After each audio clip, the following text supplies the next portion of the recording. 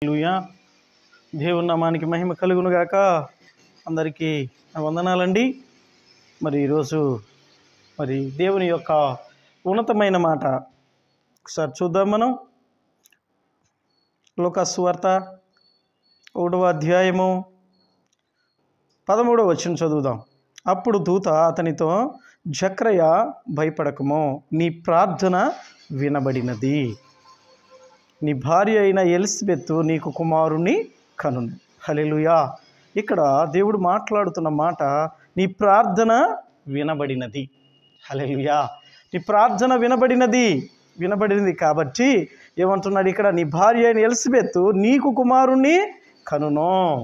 ఎందుకంటే వాళ్ళు ఇక్కడ పైకి వచ్చినప్పుడు మనం 1:7లో చూసినప్పుడు, ఎలిజబెత్ గొడ్రాలైనందున వారికి పిల్లలు లేకపోయిరి, మరియు వారిద్దరు బహుకాలము గడిచిన వృద్ధులైరి. హల్లెలూయా.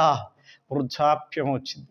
వృద్ధాప్యంలో కూడా మరి దేవుడు ఏం మాట్లాడుతున్నాడంటే ఇక్కడ, మరి నీ ప్రార్థన నేను వినబడినది, నీ ప్రార్థన నేను విన్నాను. వృద్ధాప్యంలో కూడా మరి వాళ్ళకి కుమారుని అనుగ్రహించాడు. ప్రార్థన వినబడినది. దేవుని యొక్క ప్రార్థన మరి ఆయన సన్నిధికి చేరాలి. ఇక్కడ మళ్ళీ రెండవ వ్యక్తిని ఒకసారి మనం చూద్దాం. ఇక్కడ మరి కొర్నేలి, ఈ ఇటలీ పటాలం అనే పటాలంలో శతాధిపతి అయిన కొర్నేలి కూడా ప్రార్థన చేస్తూ ఉన్నాడు. ఆయన చేస్తూ ఉంటే ఇక్కడ అపోస్తుల కార్యాలు 10వ అధ్యాయము ఒకసారి చూద్దాం. 5వ వచనం, లేదా 4వ వచనం చదువు. అతడు దూత వైపు తేరి చూసి భయపడి, ప్రభువా ఏమని అడిగాను? అందుకు దూత, నీ ప్రార్థనలను, నీ ధర్మ కార్యములను దేవుని సన్నిధికి జ్ఞాపకార్థముగా చేరినవి. హల్లెలూయా. నీ ప్రార్థనలను, నీ యొక్క మరి ధర్మ కార్యాలు దేవుని సన్నిధికి చేరినవి. హల్లెలూయా. దేవుని సన్నిధికి చేరినవి కాబట్టి మరి పేతురు మరి ఉన్నాడు అక్కడ, మరి పిలిపించుకో అని చెప్పేసి అతడు సముద్రపు ధరినున్న సీమోను అని ఒక చర్మకారుని ఇంత దిగి ఉన్నాడు అని చెప్పి మరి ఆ దూత చెప్పటం అయినది. ఎందుకు అంటే ఈ యొక్క కొర్నేలి ప్రార్థన ఆలకించి తనకు కావలసిన మాటలు పేతురు ద్వారాగా చెప్పించుకోమని మరి ఇక్కడ దూత చెప్తూ ఉన్నాడు అనమాట. ఇక్కడ మనం ఫస్ట్ చూసినప్పుడైతే లూకా సువార్తలోనైతే మరి ఆ యొక్క జక్రయ, ఎలిజబెత్, మరి యొక్క జక్రయ తన యొక్క యాజక ధర్మం చేస్తూ, యాజక మరి మందిరంలో యాజక ధర్మం ప్రకారం అతను ఏం చేస్తూ ఉన్నాడంటే ఆయన యాజకుడుగా అక్కడ పనిచేస్తూ ఉన్నాడు. యాజక ధర్మాన్ని నిర్వహిస్తూ ఉంటే అక్కడ మరి దూత మరి కనపడి మరి చెప్తూ ఉన్నాడు, మరి ఇదిగో నీ యొక్క మరి నీ ప్రార్థన వినబడినది.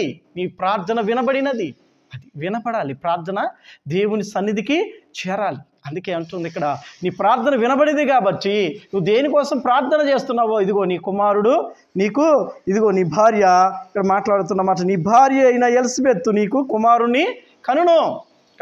హల్లెలూయా. ఒకసారి మనము 2వ రాజుల గ్రంథము మరి 20వ అధ్యాయం ఒకసారి చూద్దాం. ఇప్పుడు 5వ వచనం చదువుదాం. నీవు తిరిగి నా ప్రజలకు అధిపతి అయిన హిజ్కియా వద్దకు పోయి అతనితో ఇట్లనము, నీ పితరుడైన దావీదునకు దేవుడగు యెహోవా నీకు సెలవిచ్చినదేమనగా, నీవు కన్నీళ్లు విడుచుట చూచితిని, నీ ప్రార్థన నేను అంగీకరించి ఉన్నాను. హల్లెలూయా. అంగీకరించి ఏం చేస్తాను? నేను నిన్ను బాగు చేసేదను. హల్లెలూయా.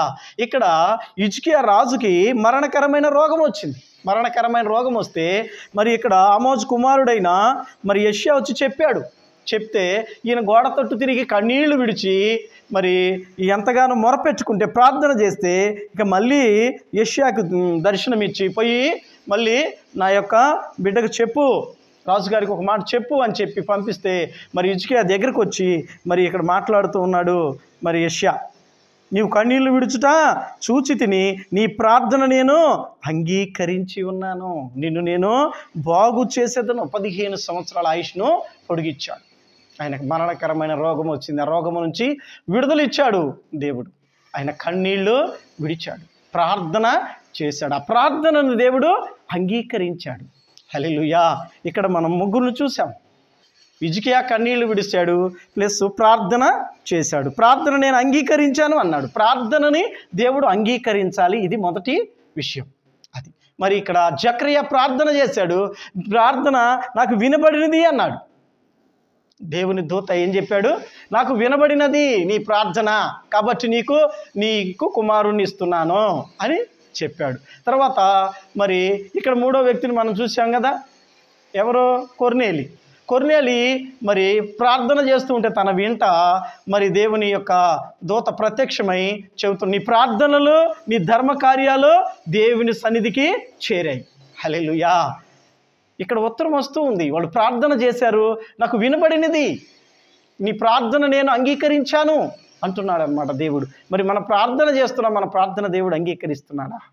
మన జవాబు వస్తూ ఉందా మనకి? హిజ్కియా ప్రార్థన చేశాడు, ఆయన ప్రార్థన నేను అంగీకరించాను, నేను బాగు చేస్తున్నానని ఎమ్మటే మరి ఉత్తరం ఇచ్చాడు దేవుడు. నేను అంగీకరించాను నీ ప్రార్థన అన్నాడు. మరి మన ప్రార్థన అంగీకరిస్తున్నాడా దేవుడు? అంగీకరించే ప్రార్థన మనలో ఉందా? మరి ఇక్కడ ముసలి వాళ్ళైనా ప్రార్థన చేస్తూ ఉంటే మరి ఈ యొక్క జకర్యా ఎలిజబెత్ ఇక్కడ జకర్యాతో మాట్లాడుతున్నాడు దూత. ఏమని అంటే, ఇదిగో నీ ప్రార్థన వినబడినది. హల్లెలూయా. ప్రార్థన వినబడింది కాబట్టి నీ భార్య మరి గర్భం ధరించింది, ఇదిగో నీకు కుమారుణ్ణి కంటది అని మరి దూత చెప్తూ ఉన్నాడు. కాబట్టి మనం నేర్చుకోవాల్సింది, మన ప్రార్థన మరి దేవుడు వింటున్నాడా? మన ప్రార్థన దేవుడు అంగీకరిస్తున్నాడా? అది ముఖ్యంగా మన ప్రార్థన దేవుడు వినాలి, అంగీకరించాలి. అంగీకరిస్తేనే నీకు జవాబు వచ్చింది. అంగీకరించానన్నాడు హిజ్కియా, ప్రార్థన అంగీకరించానన్నాడు, ఆవిష్నిచ్చాడు. ఇక్కడ నీ ప్రార్థన నాకు వినబడినది అన్నాడు జకర్యాతో. ఇదిగో నీ ధర్మ కార్యాలు నాకు తెలిసే ఉన్నాయి కొర్నేలితో. కాబట్టి మన ప్రార్థన అంగీకరిస్తున్నాడా? మనం కష్టాల్లో, బాధల్లో, ఇరుకుల్లో, లేకపోతే ఏ సమస్యల్లో మనం ప్రార్థన చేసినా, ఏ సమస్యల్లో ఉన్నా మరి దేవుడు మన ప్రార్థన ఆలకించి అంగీకరిస్తున్నాడా? నేను అంగీకరించానని మనకి మరి నాకు వినపడింది, నీ ప్రార్థన నేను ఆలకించాను, లేకపోతే నాకు వినబడినది అని చెప్పేసి నీకు ఉత్తరం వస్తుందా? ఒకసారి గమనించుకోవాలి. ఈరోజు ఈ మాట వింటున్న నీవు, ఇక్కడ మన బైబిల్ గ్రంథంలో ప్రార్థించిన భక్తులు మరి వాళ్ళు మరి దేవుని యొక్క సన్నిధికి వాళ్ళ ప్రార్థన చేరింది. దేవుని సన్నిధికి చేరే ప్రార్థన మనలో ఉందా? ఏదో 2 నిమిషాలు 3 నిమిషాలు లేదా 10 నిమిషాలు చేసుకొని ప్రార్థన పక్కకు వస్తూ ఉన్నామా? దేవుని యొక్క సన్నిధికి మన ప్రార్థన చేరుతూ ఉందా? దేవుడు ఆ ప్రార్థనని ఆలకించి అంగీకరించి మరి ఉత్తరం పంపిస్తున్నాడా? తన దేవదూతను పంపించి మన అక్కరలు, మన అవసరాలు, మన ఇబ్బందులు అన్నీ తీరుస్తూ ఉన్నాడా అనేది ఈరోజు మనము పరిశీలన చేసుకోవాల్సి ఉన్నది. మనం కూడా దేవుడు మరి మనకిష్టలుగా, దేవుడు మనకి ఇష్టరాలుగా మన దేవునికి ఉన్నామా లేమా? ఇష్టలుగా ఉంటేనే మరి, లేకపోతే నీ ప్రార్థన ఎందుకు అంగీకరించడు? నీ ప్రార్థన అంగీకరించాలి అంటే నువ్వు ప్రార్థన చేయట్లేదని కావచ్చు, లేకపోతే చేసినా రావటం లేదు నీకు ఉత్తరం అంటే నీవు దేవునికి వ్యతిరేకంగా ఏమన్నా ఉన్నావేమో చూసుకో. ఈరోజు నీకు సమాధానం రావటం లేదంటే, నువ్వు ఎంత ప్రార్థన చేసినా, ఎంత కన్నీరు గార్చినా నీకు జవాబు రావటం లేదంటే నువ్వు దేవునికి వ్యతిరేకంగా ఉన్నావేమో ఒకసారి చూసుకో. నీ ఆలోచన, నీ తలంపులు, నీ యొక్క ప్రవర్తన దిద్దుకో, మార్చుకో. దేవుడు మాట్లాడుతున్నాడు, ప్రార్థన చేస్తే ఖచ్చితంగా జవాబు ఇస్తాను అంటున్నాడు.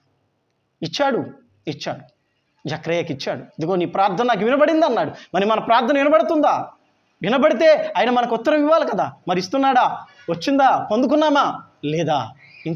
ఇంకా పొందుకోలేదా? నీలో లోపం ఉందేమో, నీలో పాపం ఉందేమో, నీలో ఇంకా వ్యసనాలు ఉన్నాయేమో, అవన్నీ కూడా చూసుకొని నీవు మరి ఈ రోజున ఇవన్నీ కూడా విన్న నీవు ఆలోచించుకొని నీలో ఆలోచన తీసివేసుకుంటే నీ ప్రార్థన కూడా దేవుడు ఆలకించి అంగీకరించి మరి నిన్ను కూడా ఆశీర్వాదకరంగా మార్చునుగాక. ఆమేన్. దేవుడు దీవించి ఆశీర్వదించునుగాక. ఆమేన్.